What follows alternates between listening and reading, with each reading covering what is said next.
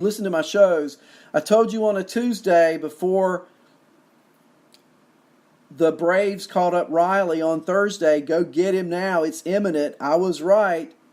I told you this week, players to add on daily.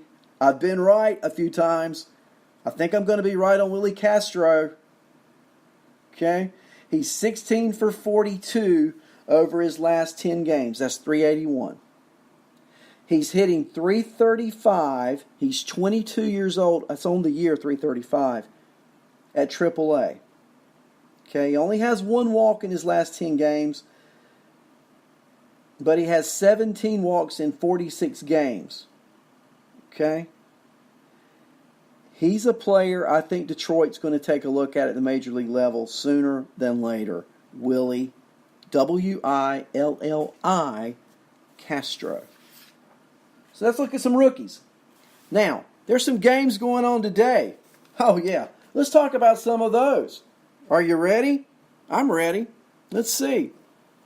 Jim Ross says he hates Machado. You know, Jim, I traded Machado. I had Machado on my team, and I traded him probably around the middle of April for a pitcher named Chris Sale.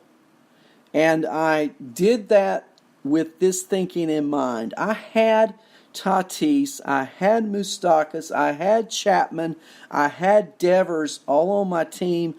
I could afford to lose Machado at the time for a struggling Chris Sale, who I hoped would get better.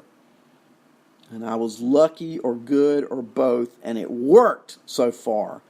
And Beerman says he traded for Machado last week. You know, I think I traded Machado for Sale at the right time to get Sale. Now, if I could get Machado today, would I make the trade back? Would I like to have Machado on my team? I think he's getting ready to get hot. I really do. And we talk about weather and temperature and those type of factors. Well, you better believe it matters to Manny Machado too. Okay? So, let's see. And Jim, and thank you for that on Willie. I just think Willie is intriguing. I think he may be a player that may go. I mentioned him for this reason and this reason only. I think he could go sneak under the waiver wire. Some of these rookies coming up, there's no sneaking under the waiver wire. And he may be worth a flyer. Okay? So Beerman is saying you traded for Machado, Corey Seager, and Ryu. Wow. That's a blockbuster, right? You trade away probably one of the top 2 or 3 pitchers so far in fantasy, and a Corey Seager. I get it.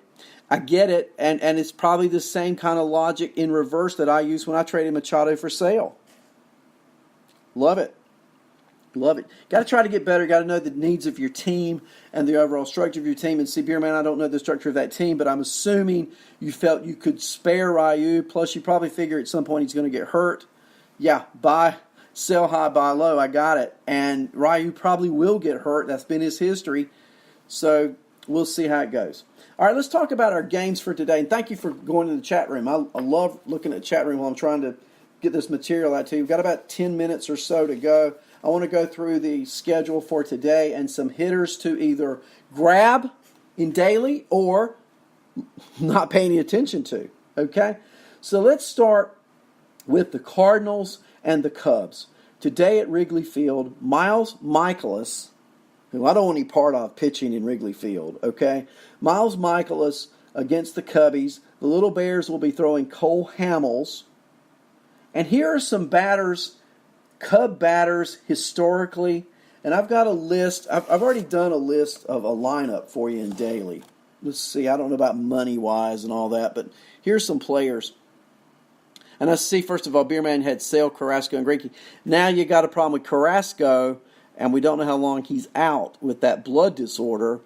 Do you think he would take, or you already did the trade? I was going to say, I think I might offer Greinke to see what that might get. You may have done that. But at any rate, here are some players for today. First player in that game that I like the most against Miles Michaelis, Anthony Rizzo. Okay, let's hear it for Rizzo. Career-wise against Michaelis, Rizzo is 5 for 14.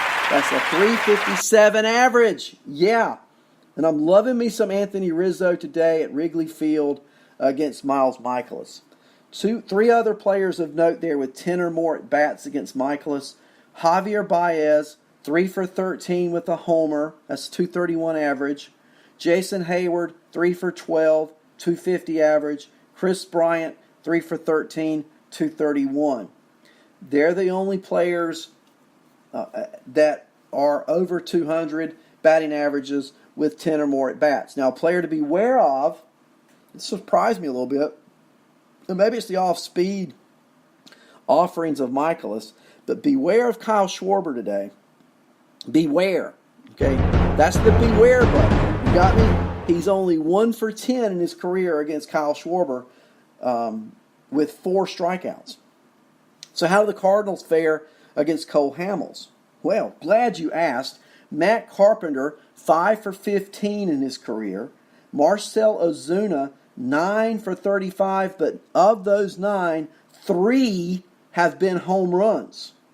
So he fares well off Hamels in the power department. Now, 2 players who have not fared well. Both of these guys more than 10 at-bats now. If they don't have 10 at-bats, I don't even consider the sample size. I just don't. I don't even consider the sample size if they don't have more than 10 at-bats. Okay? So, here are the guys that I want you to look at, beware of. Dexter Fowler, career-wise, 4 for 23. That's a 174 average. Paul Goldschmidt, 1 for 11. Yeah, Goldie, 1 for 11 off of Cole Hamels. That's a 091 average. So I'm just saying, beware. Proceed with caution, as I will say. Okay? All right. Now, we go on to another game. How about the Diamondbacks and the Blue Jays? Kelly against Stroman. And in that game, look out to add Adam Jones. Adam Jones' career against Marcus Stroman is 9 for 25. That's a 360 average. Okay, and I'm not going to go through every game because some of these, there's just not enough sample size to give you any good input. Okay, but there is there. I like Adam Jones a lot today. And Jared Dyson, who's been playing a lot. He leads off, probably leading off today against Stroman. 4 for 10 against Stroman with 2 stolen bases. And Jared Dyson's going to give you that stolen base advantage. Apparently, he picks the ball up in the movement of Stroman to have those 2 bags. I'd go and consider Dyson today for daily fantasy. Okay? All right. Colorado and the Mets. And here, this is kind of interesting, I think, because of the fact that it's Jacob deGrom pitching for the Mets tonight in Flushing against the Rockies. But there is a batter here that's a little sneaky. To me, it's a little sneaky. If I told you there's a Rocky with 19 career at-bats and he's hitting .316 with a home run off Jacob deGrom, who would you guess it would be? Would you guess Nolan Arenado maybe? Wrong.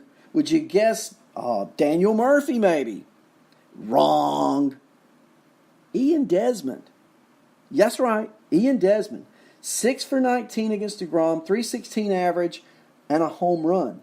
Speaking of Murphy and Arenado, these are guys to beware of today. Arenado, career-wise, 2 for 17, no homers. That's a 118 average. Daniel Murphy, another beware of, okay? He's 4 for 19, no homers, and a 211 average against Jacob deGrom. The Tigers and Twins played at Comerica. Okay? And in that game, right much sample against Matt Boyd, who's pitched very well this year. He's 5-4 with a 3.01 ERA for Detroit. Here's how some Twin batters have done off of him. And I'm only going to use Marwin Gonzalez. He's got 9 at-bats, but let's give him 10, okay? Say he got another out. He's gotten 4 hits. So even if he was 4 for 10, that'd be 400. But he's had 2 doubles and a triple off of Matt Boyd. Ahir Adrianza, 4 for 13. That's 308. Eddie Rosario, 8 for 30 with a homer, double, and a triple, 267. average. Jorge Polanco, he's 7 for 29, 241 average. Players to beware of, and especially one. Players to beware of against Matt Boyd. Here you go. There are 3. And I'm going to be like Jekyll and Hyde here. I'm almost schizophrenic a little bit. Because the first one's Max Kepler, who I just told you about earlier, had 3 home runs last night. But he's 1 for 14 in his career off of Matt Boyd. Now, there's 2 ways to look at this. Is Kepler in a hot streak? And is this 1 for 14? Is that a number that's bound to improve? Or does Max Kepler just have a hard time against Matt Boyd and it won't matter how many home runs he hit last night? I'm not giving advice on that one. I'm just giving you the numbers. Because on one side you got a guy who hit 3 homers last night. Jim Ross says, oh yes, here come more Twins homers today. I agree. I think you're looking at Marwin Gonzalez, Jonathan Schoop, Rosario, Polanco. I don't know about Kepler. But here's a guy I feel pretty strongly about. He's 0 for 18 with 6 strikeouts against Matt Boyd.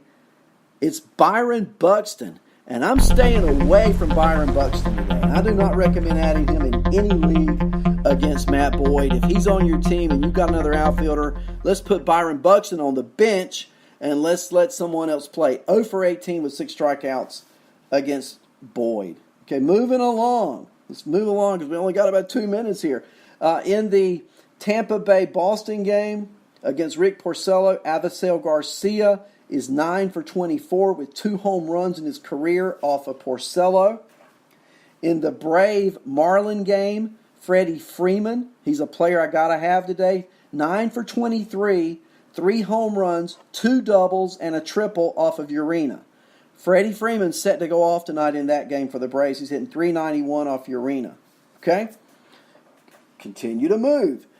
Oakland's playing Texas in Arlington. Elvis Andrus is 8 for 27 in his career off of Brett Anderson. .296 average, a triple, a homer. I like Elvis Andrus today. I don't like Shin-Soo Choo, who's 2 for 22 with an .091 average against him. Of course, you never know with those kind of games in Texas. And I've not been a good predictor of a game there, Rangers or Orioles, except for game 1 in that series. Finally tonight, you got Seattle playing the Angels. And here may be some great late picks. Andrew Heaney and Marco Gonzalez, 2 lefties going tonight. Haney's been hot. He really has. Mitch Haniger, though, has gone 5 for 16 off of Heaney, .312 average with 2 home runs in his career.